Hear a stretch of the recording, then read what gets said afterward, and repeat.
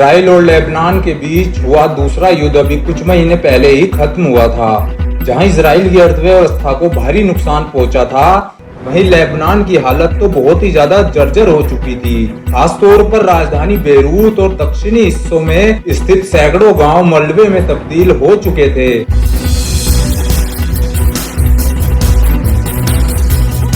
लेकिन चारों तरफ फैली अराजकता और तबाही के बीच भी सलाह जदीन नाम का एक व्यापारी अभी भी अपना जीवन अत्यंत आलीशान तरीके से जी रहा है। 46 वर्ष के इस बेहद अमीर व्यापारी का जन्म दक्षिणी लेबनान के मारूब नामक एक छोटे से गांव में हुआ था, जो उत्तरी इजराइल से केवल 13 मील की दूरी पर बसा हुआ है। रोमन पैलेस जैसे इस घर में एक राजा की तरह रहने वाला सलाह-ए-दीन के केवल 2 ही सपने थे। पहला, अपनी दौलत को तेजी से बढ़ाना, और दूसरा, इस दौलत का इस्तेमाल करके हिजबुल्लाह के शीर्ष नेताओं से दोस्ती करना। अपने इस सपने को पूरा करने के लिए एजुद्दीन साम दाम दंड भेद सबका प्रयोग करते हुए तेजी से तरक्की की सीढ़ियां चढ़ ही रहा होता है कि तभी उसे एक आदमी की नजर लग जाती है।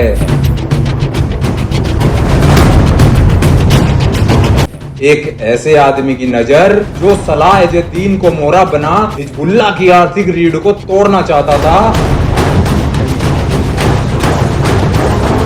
जासूसी की दुनिया की शतरंज का ग्रैंड मास्टर कहे जाने वाला यह आदमी कूटनीति की बिसात पर हिजबुल्लाह के साथ एक ऐसा खेल खेलने वाला था जिसमें सामने बैठे विरोधी को शह देने से पहले ही मात दे दी जाती है।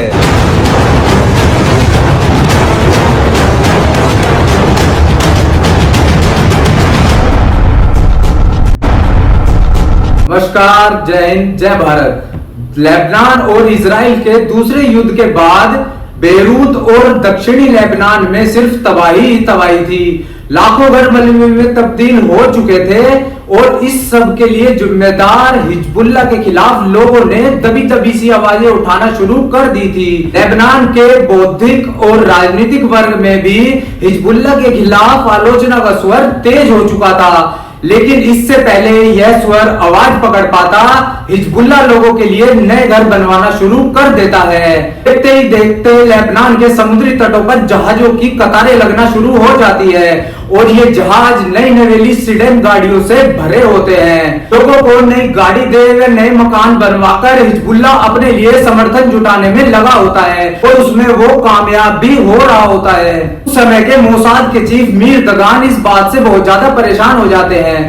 वो ये बात उनके समझ में नहीं आ रही थी कि आखिर लेबनान की जनता उस आतंकी संगठन का झंडा कैसे लहरा सकती है जो इस दयनीय दशा के लिए खुद उसका जिम्मेदार है। दूसरी बात कि लेबनान के पास इतने कम समय में इतना पैसा आखिर कहां से आया था। वो ये बात सोचते हुए अपने एक ऑफिसर यूरी एल्दगान को फोन करते हैं और कहते हैं कि मुझे नहीं पता ये कैसे होगा, पर मैं हिजबुल्लाह को चूना लगाना चाहता हूं।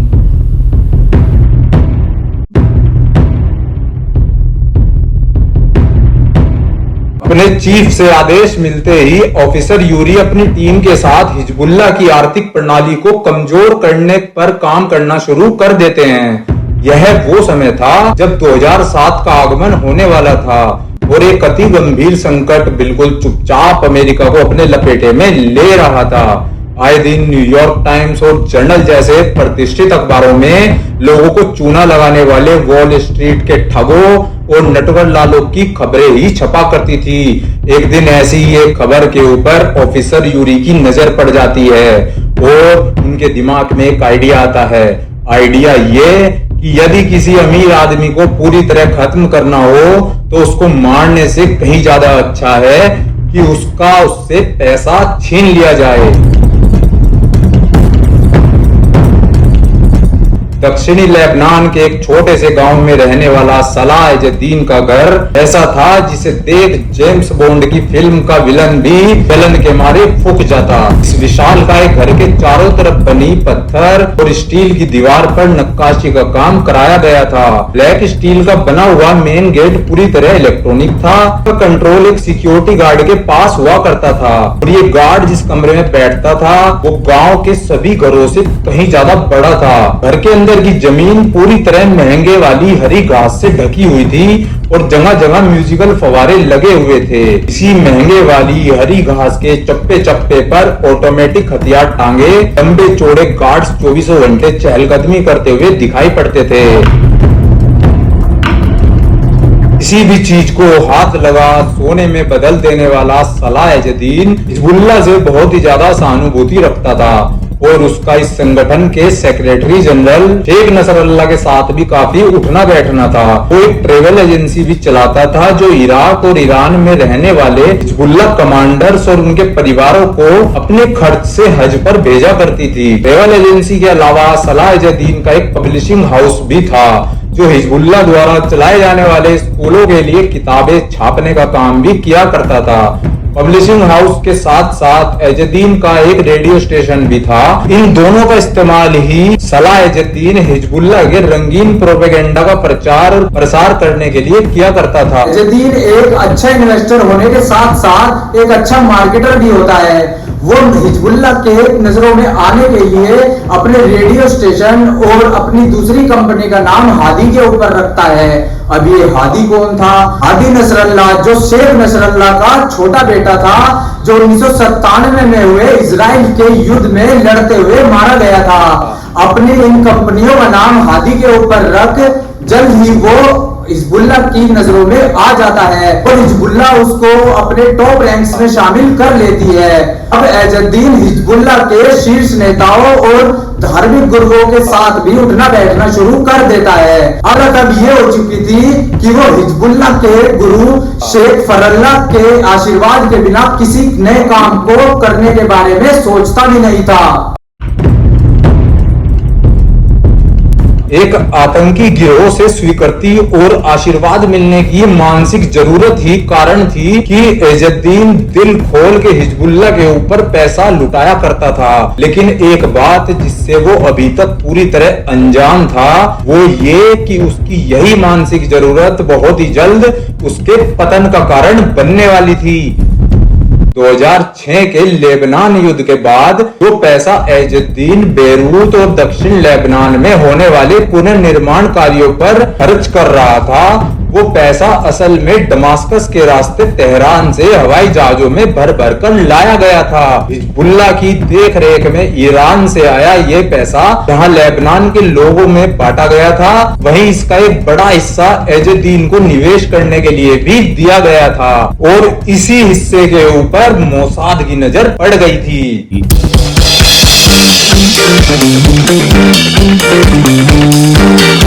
हिजबुल्लाह के इस पैसे को कई गुना बढ़ाने के लिए एजुद्दीन को निवेशकों की आवश्यकता थी और इसके लिए वो अरब की खाड़ी में अलग अलग देशों की यात्रा करने में लग जाता है।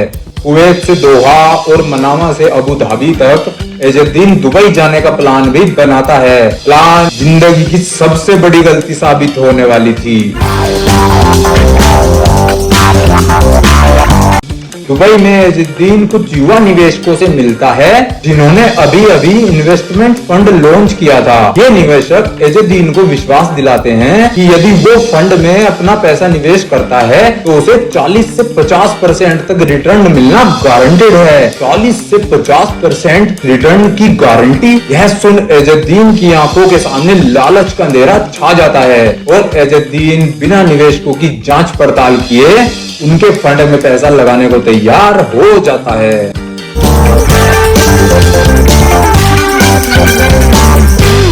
एक महीने बाद जब दुबई में बैठे वो अमेरिकी निवेशक अपने फंड से एजुद्दीन के बैंक खाते में 40 से 50% रिटर्न जमा कराते हैं तो उसकी खुशी का ठिकाना नहीं रहता और अब वो और ज्यादा इन्वेस्ट करना शुरू कर देता है।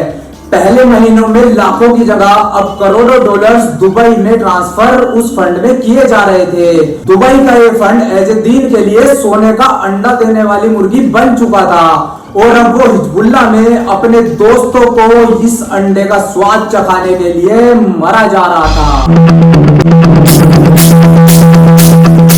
जल्द ही एजुद्दीन अल मुस्तमीन नाम से finance and money management company शुरू कर देता है और इसके दरवाजे सबसे पहले हिजबुल्लाह के शीर्ष कमांडरों के लिए खोल दिए जाते हैं। वो संगठन के वरिष्ठ कमांडरों को 40 से 50% प्रॉफिट की गारंटी देता है और देखते ही देखते उसके ऑफिस के बाहर कंधे पर बंदूक और हाथों में नोटों के बंडल लिए लोगों की लंबी कतार लगना शुरू हो जाती है। हिजबुल्लाह का करता धरता शेख नसरल्लाह भी लाखों डॉलर एजुद्दीन की इस कंपनी में इन्वेस्ट कर देता है। डॉलर जो सीधा हिजबुल्लाह की तिजोरी में हाथ डालकर निकाले गए थे। एजुद्दीन की कंपनी से हिजबुल्लाह और कमांडरों का धन दिन दुगनी रात चौगुनी तरक्की कर रहा था। एजुद्दीन रातों रात एक स्टार बन चुका था और उसे हिजबुल्लाह के फंक्शंस में चीफ गेस्ट की तरह बुलाया जाने लगा था। हिजबुल्लाह विदेशी क्लाइंट्स के अलावा लेबनान के आम लोग जैसे कि प्लम्बर्स, इलेक्ट्रीशियंस, मैकेनिक्स भी अपने जीवन भर की कमाई एजुद्दीन की कंपनी में निवेश करना शुरू कर देते हैं।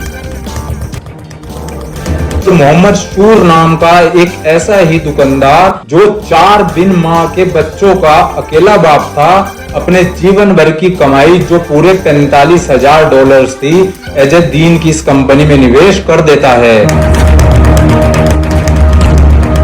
ग्रीड, जिसे लोग लालच या प्रतिलोभ भी कहते हैं, उसमें एक बहुत बड़ी प्रॉब्लम होती है। प्रॉब्लम ये कि इसके ऊपर सजाए गए सारे सपनों के महल एक ना एक दिन ढहते जरूर हैं और एजुद्दीन ने अपने निवेशकों को जो सुनहरे भविष्य के सपने दिखाए थे वो बहुत ही ज्यादा बुरी तरीके से टूटने वाले थे। अगस्त 2001 में एजुद्दीन एक निवेशक के लिए 2 लाख डॉलर्स का चेक साइन करता है। इस निवेशक का नाम था हुसैन हसन और ये लेबनान का कोई आम सा प्लम्बर या दुकानदार नहीं बल्कि शेख नसरल्लाह का करीबी दोस्त और राजनीतिक सलाहकार होने के साथ साथ लेबनान के संसद का एक सदस्य भी था। एजुद्दीन से मिला हुआ ये चेक हुसैन अपने बैंक में जमा कराता है, लेकिन ये चेक बाउंस हो जाता है और हुसैन के पैरों तले जमीन खिसक जाती है।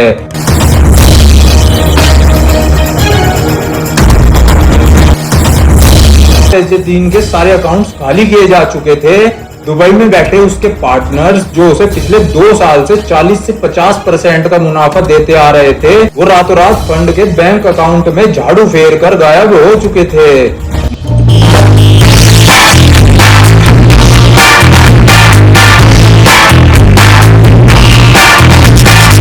मोसाद चीफ मीर दगान से आदेश मिलते ही इंटेलिजेंस ऑफिसर यूरी ने ऑपरेशन ग्रीड को प्लान करना शुरू कर दिया था। इस कोवर्ट ऑपरेशन जिसमें 2 ऑब्जेक्टिव थे, पहला हिजबुल्लाह की आर्थिक प्रणाली पर प्रहार करना और दूसरा लेबनान की आम जनता को उसका विरोधी बनाना।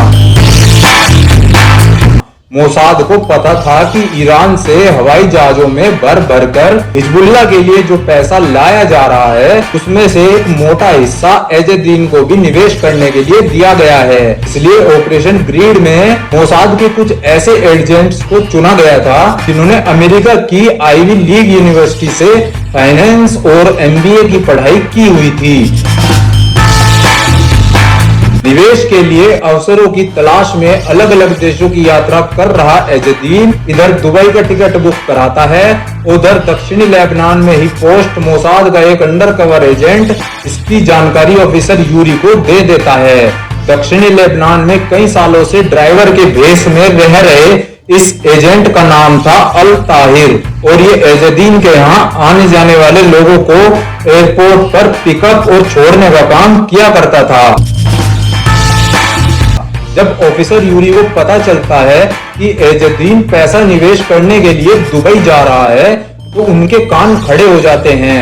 वो जानते थे कि मोसाद के लिए सऊदी अरब, कुवैत और कतर की अपेक्षा दुबई में ऑपरेट करना काफी आसान होगा, क्योंकि समूचे मिडिल ईस्ट में दुबई ही एकमात्र एक ऐसा शहर था जहां अलग अलग धर्मों देशों के लोग बिना किसी लड़ाई के साथ आपस में व्यापार करते थे। इस समय तक इजराइल और यूएई के बीच राजनयिक संबंध नहीं थे। मतलब ये कि इजराइल के किसी भी नागरिक को दुबई में आने और जाने की अनुमति नहीं होती थी, लेकिन फिर भी दुबई में मोसाद के एजेंट चप्पे चप्पे पर मौजूद थे।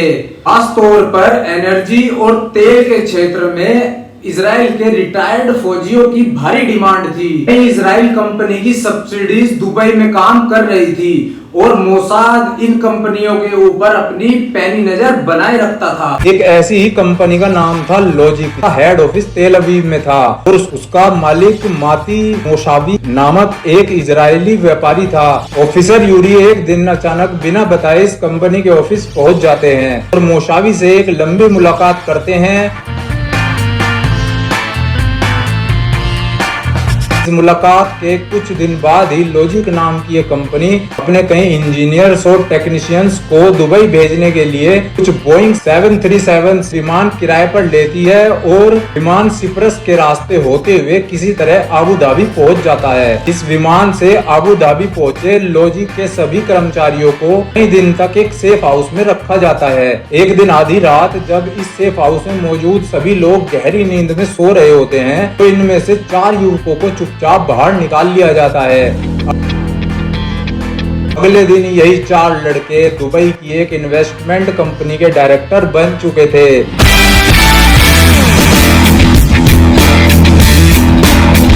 असल में ये 4 युवक मोसाद के अंडरकवर एजेंट थे और मोसाद ने रातों रात दुबई के इन्वेस्टमेंट कंपनी को खरीद इन चारों को उनका डायरेक्टर बना दिया था। दुबई के फाइनेंस जगत में कंपनियों की खरीद फरोख्त एक बहुत ही छोटी सी बात थी। ऊपर से चारों युवक अमेरिका में पढ़े हुए थे, इनके पास अमेरिकी पासपोर्ट भी थे। यही कारण था कि इस बाई आउट के ऊपर किसी को शक नहीं होता। निवेश की तलाश में यात्रा कर एजुद्दीन जैसे ही दुबई में लैंड करता है वहाँ फैला मोसाद का नेटवर्क एक्टिवेट हो जाता है। दुबई में एजुद्दीन जिन कंपनियों से मिल रहा था उनमें से कंपनी की सिक्योरिटी इजराइल के एक रिटायर्ड फौजी के जिम्मे थी। ये रिटायर्ड फौजी दुबई में ही प्लांट मोसाद का एक अंडरकवर एजेंट भी था।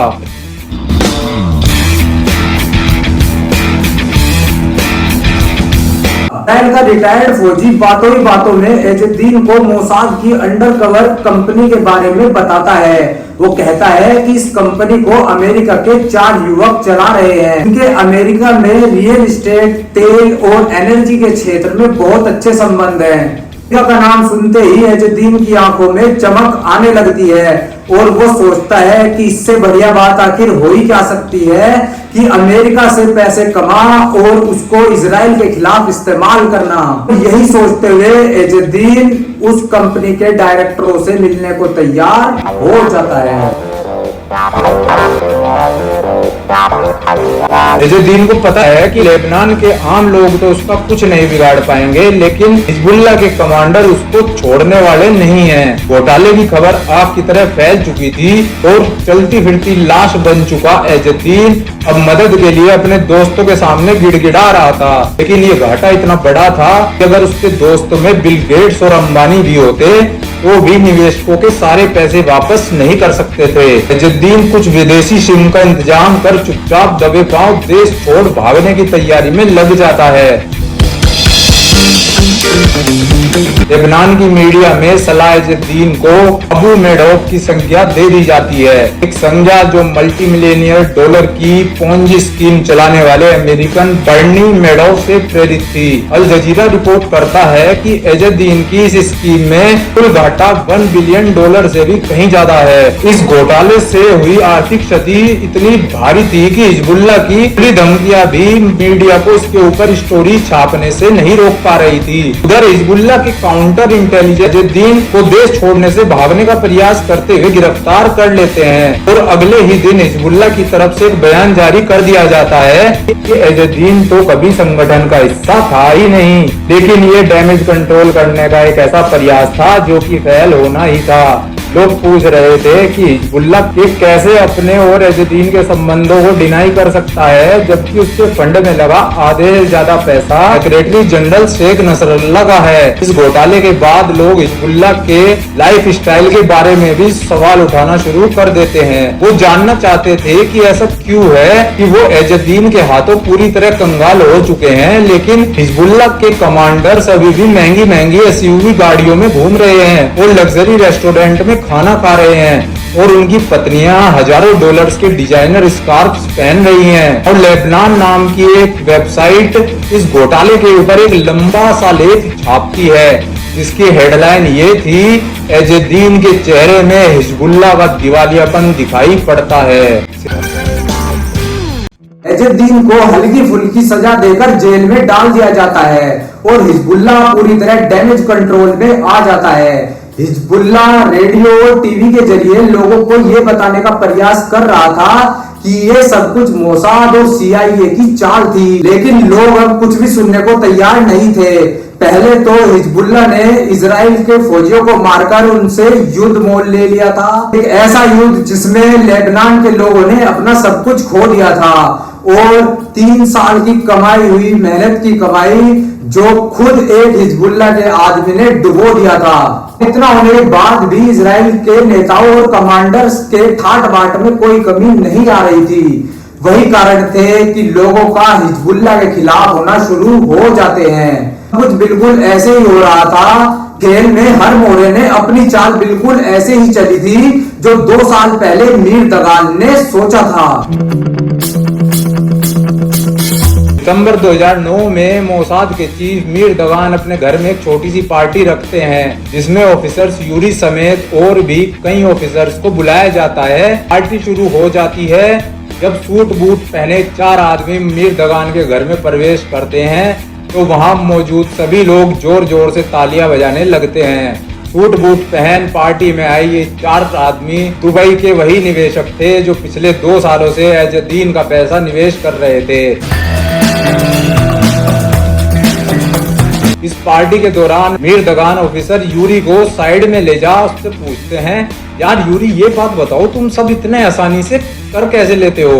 हिजबुल्लाह के ये लीडर्स आखिर हमारे झांसे में इतने आराम से आ कैसे गए? उस यूरी सवाल पर मुस्कुराते हुए जवाब देते हैं, सर एजुद्दीन जैसा व्यापारी हो या नसरुल्लाह जैसा कमांडर, हिजबुल्लाह के लिए ना ही धर्म सर्वोपरि है और ना ही इजराइल की बर्बादी।